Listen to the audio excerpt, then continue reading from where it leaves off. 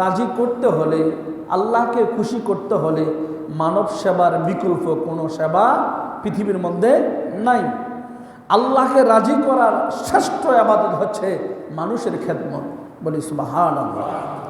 মানুষের খেদমত বিহীন আল্লাহকে রাজি করা যাবে না। কথা দিয়ে হোক, উঠা বসা দিয়ে হোক, খানা দিয়ে হোক, ভালোবাসা দিয়ে হোক, কিন্তু উদ্দেশ্য হলো মানুষের খেদমত করা, মানুষের সেবা করা। মানুষের সেবা করাই মানে আমার আল্লাহকে হাসিল করার একটা উত্তম ফয়সালা। বলি সুবহানাল্লাহ। পেয়ারা হাজিরিন, মসজিদ শুধু ইবাদতের জায়গা চিন্তা করলে হবে না। মসজিদ একটি ইনস্টিটিউট, একটি ইসলামিক ইনস্টিটিউট, একটি ইসলামিক শিক্ষা প্রতিষ্ঠান। সেখানে নামাজ পড়া, মসজিদে আসা যাওয়ার মধ্যে সীমাবদ্ধ না। এই মসজিদ থেকে অনেক কিছু শেখার বিষয় আছে, অনেক কিছু জানার বিষয় আছে, অনেক কিছু বুঝার বিষয় আছে। আমি কিভাবে চলবো, আমি সংসার কিভাবে করব, ব্যবসা কিভাবে করব, মানুষের সাথে ভালোবাসা কিভাবে দেব, সমস্ত কিছু এই শিক্ষার মূল হচ্ছে মসজিদ, শিক্ষা প্রতিষ্ঠান। বলি সুবহানাল্লাহ। আমি আপনি যদি ইবাদতের স্থান মনে করি তাহলে হবে না।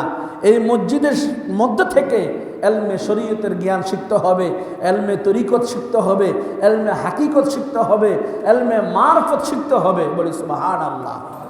আর এই মসজিদ থেকে আমার নবী মুহাম্মদুর রাসূলুল্লাহ সাল্লাল্লাহু আলাইহি ওয়াসাল্লামার উত্তম চরিত্র, উত্তম আদর্শ এই মসজিদ থেকে যখন আমরা শিখব, আমরা যখন ধারণ করব, তখন আমাদের মাথা থেকে পা পর্যন্ত সমস্ত বডি হবে নূরুন আলা নূর। বলি সুবহানাল্লাহ।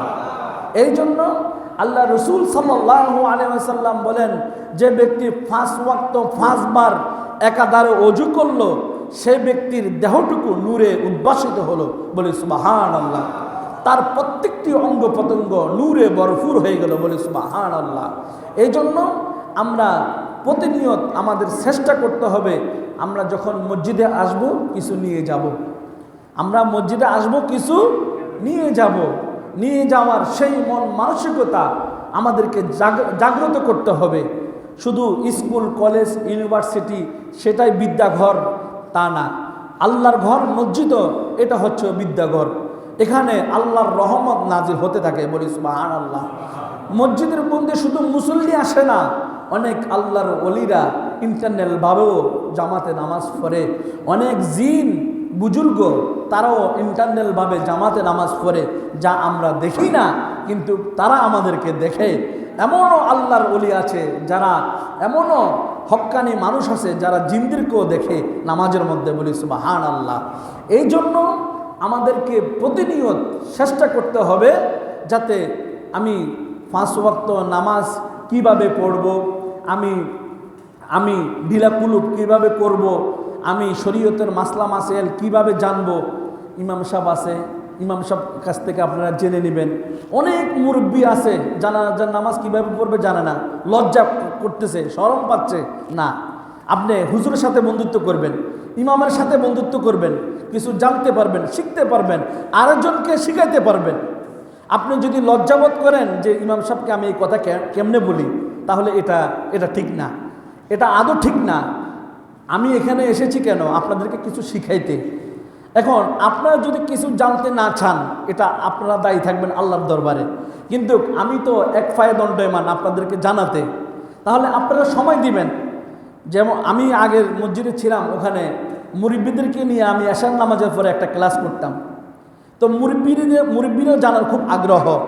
প্রত্যেকে কৃষিকাজ করে, একজন এক এক কাজ করে শেষ করে এশার নামাজের পরে আমাকে আধা ঘন্টা সময় দিত।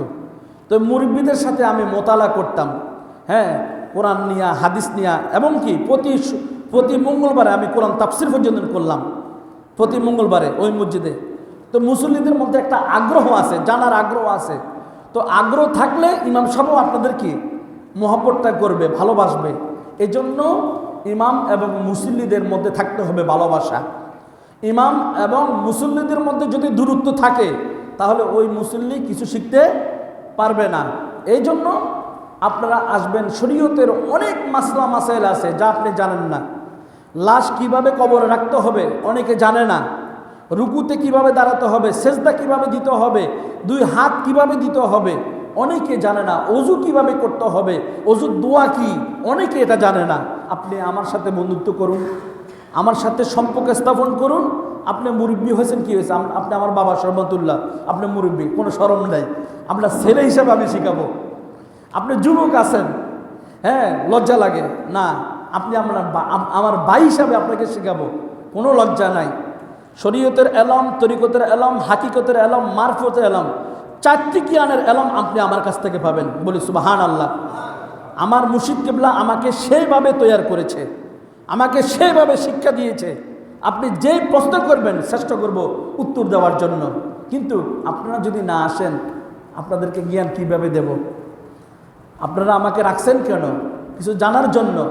আপনারা যদি আমাকে মহব্বত না করেন বা আমার কাছে না আসেন, না জানেন, না শিখেন, তাহলে আপনারা কিভাবে জানবেন?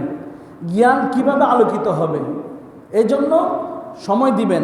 5 ওয়াক্ত নামাজ, আমি অনেক মুসল্লি ভাইদেরকে দেখি 5 ওয়াক্ত নামাজ ঠিকমতো হয় না, হ্যাঁ, কিন্তু লজ্জা করে, হুজুরকে কিভাবে বলবো। না, আপনি আমার সাথে বন্ধুত্ব করেন, দেখবেন শরম লজ্জা সব চলে যাবে। পার্সোনাল এশার নামাজের পরে বসে বসে শিখব, সমস্যা কি? এশার নামাজের পরে আপনারা সময় দিবেন, আধা ঘন্টা সময় দিলে আপনারা নামাজের নিয়ত, হ্যাঁ, তারপর দোয়া, অনেকে দোয়া কুনুত জানে না, দোয়ায় মাসুরা জানে না, হ্যাঁ, আমার কাছ থেকে শিখবেন।